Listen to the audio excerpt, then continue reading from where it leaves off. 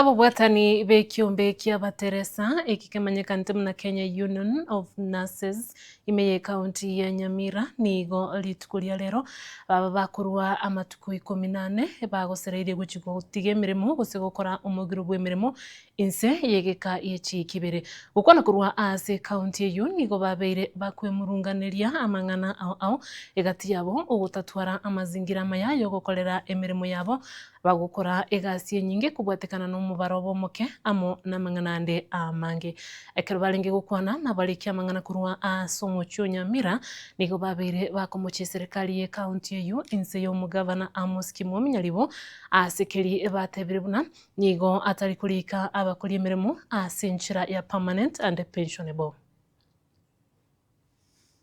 Fanyishwa kazi nzito sana, hasa tunalalamikia jambo ambalo county government imepanga, inawatoa nurses kutoka kwa zile facilities tunaita dispensaries na kuacha nasi mmoja ahudumie wagonjwa, afanye ile kazi yote, na kwa njia hiyo wanamunyima zile siku zake za kwenda leave.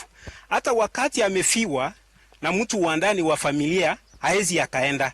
A standard roster, a nurse is supposed to do to work for 40 hours, but as we speak, nurses are working 70 hours in a week.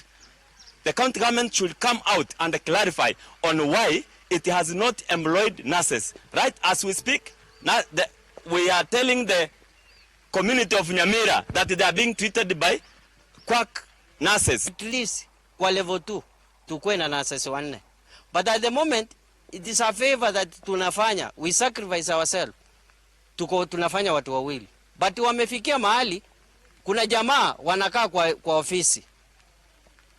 Wanaamuka asubuhi, sijui ni ndoto, wanakuwa kwa ndoto, wanaamuka, wanaanza kupiga watu transfer, wanaacha mtu mmoja kwa facility. How can you work?